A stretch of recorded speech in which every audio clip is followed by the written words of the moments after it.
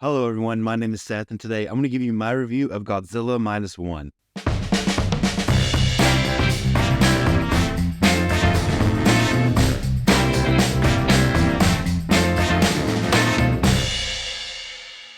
I have heard so many great things about Godzilla Minus One, and I was so incredibly excited to finally get around to watching it.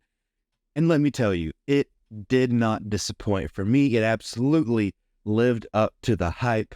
But before I go any farther, go ahead and like this video, hit subscribe, and hit the bell icon so you never miss a video. Jumping right into it, this is one of the best films of the year. This movie absolutely blew me away.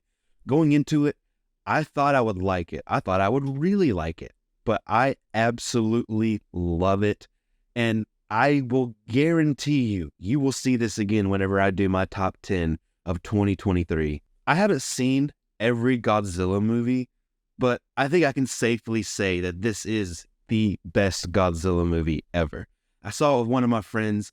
He's a big Godzilla fan. He's seen a lot more than I have, and he shared the same sentiment.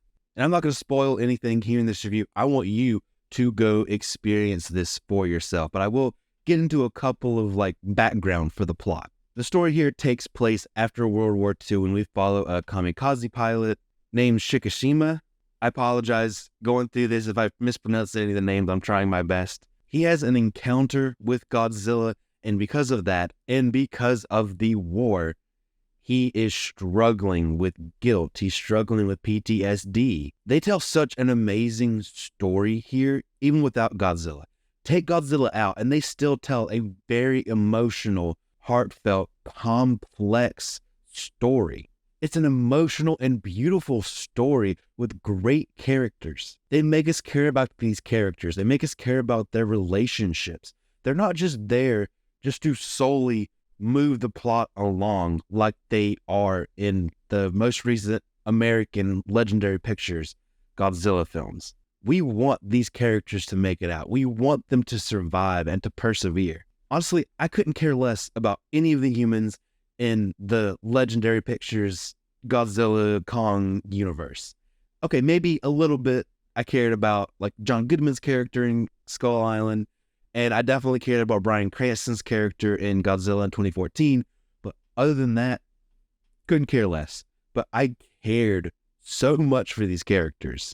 And I think because of the character work that they do, everything even around them, to the characters we don't know their names, it makes an impact. When we see Godzilla walking through a city, tearing up a building, seeing him step on people, it makes an impact because of the strong character work that we have with our main characters, almost like it transfers over to even the characters we don't know their names. And in this film, they do one of the best things you can do with your characters, and that is to really squeeze them, put them to the test, and just kind of see what happens. And I think they did a wonderful job here. There were a few times in this where I literally teared up. Who would have thought that I would have teared up at a Godzilla movie? In this story, it is the first appearance of Godzilla, and I absolutely love how it is portrayed. Godzilla is absolutely terrifying in this. I love the design that they have for this version of Godzilla, but I love how he's treated. He's a force of nature. He's not this kind of superhero style version, again, kind of like the Legendary Pictures version. I think there's room for both versions of Godzilla, but this is a force of nature. This is an animal. I'm not saying that necessarily the legendary version is bad. I'm just saying I love how he's treated here. I love some of the rules that they set up and established here. And one of the really cool things about Godzilla's design is when he uses his atomic breath, when he's powering up, the scales on his tail and his back pop out as he's charging up. That's really, really cool. And I love the way they handled his atomic breath in this.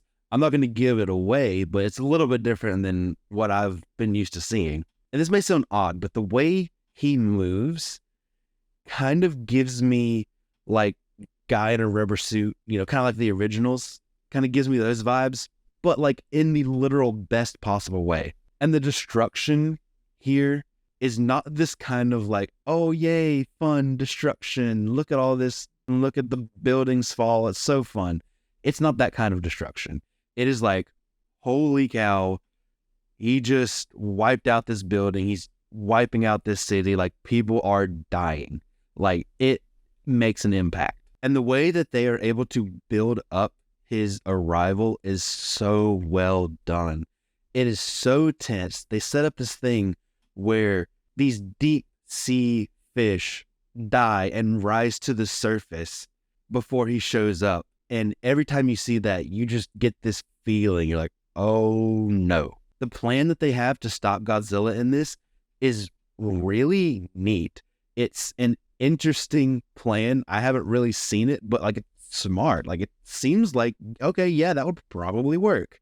And I also think there's something so special about going back to like the 50s, like after World War II, some time had passed, like kind of that era.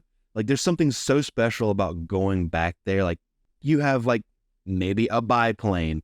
You have these old ships. Some of these ships are like wooden ships. Like, it's just so interesting to kind of almost like go back to basics. It seems like, I think that works really well. The setting works perfectly.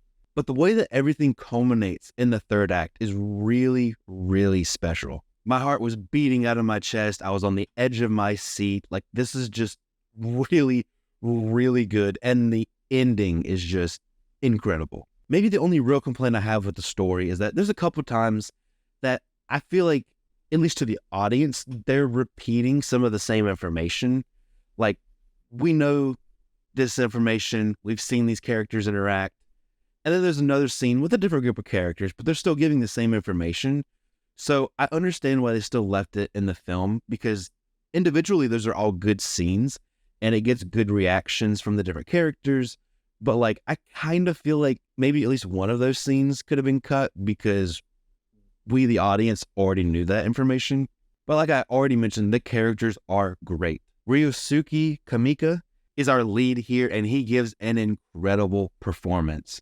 It is in Japanese, so we did get to hear his original line delivery, and I really appreciate that. Like, he did such a good job. He was so emotional, and the way he delivered those lines, I'm glad I got to hear it the way he originally delivered it. I don't think a dub quite would have done it justice. He gives such an emotional and raw performance, and I think that brings us in to his character very quickly, and you want him to succeed. He also has amazing chemistry with Minami Hamabe, who plays Noriko.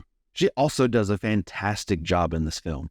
She plays this character with just such a charming personality, and she really seems like the light of the room, any room she's in. She does such an incredible job playing off Ryosuke. Emotionally, she's almost a complete opposite to his character, and I feel like she plays that perfectly. And the rest of the cast is really, really good too.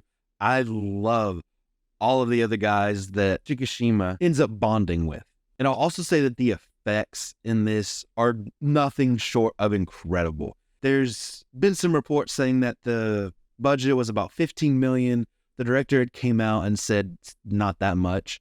So we don't know exactly how much it was made for, but it was less than $15 million. And for this to be less than $15 million is insane.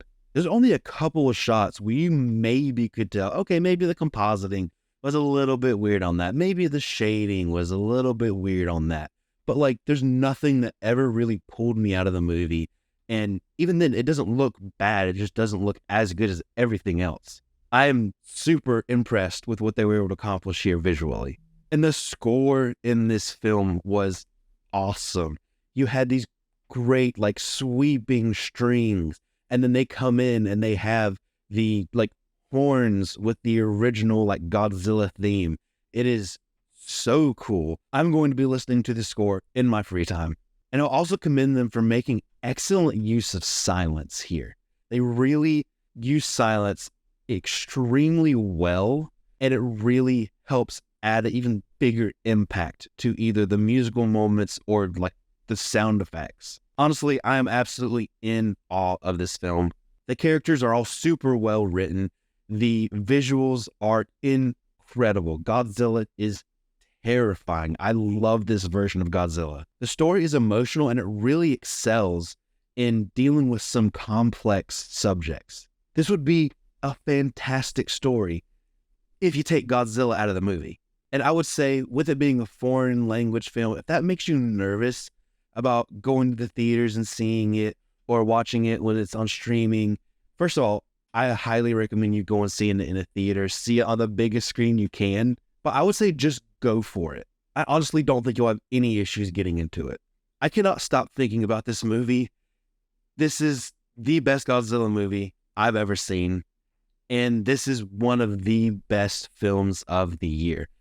I have to give it a 5 out of 5 stars. That's an easy score for me. But that's it. That's my review of Godzilla Minus One. Have you seen this film? Let me know what you thought about it in the comment section down below. I would love to have a conversation with you about it. Thank you so much for watching this video. I really appreciate it. Don't forget to like this video, hit subscribe, and hit the bell icon so you never miss a video. Also, you can follow me on social media pretty much anywhere at CinemaSeth, and I'll see you next time.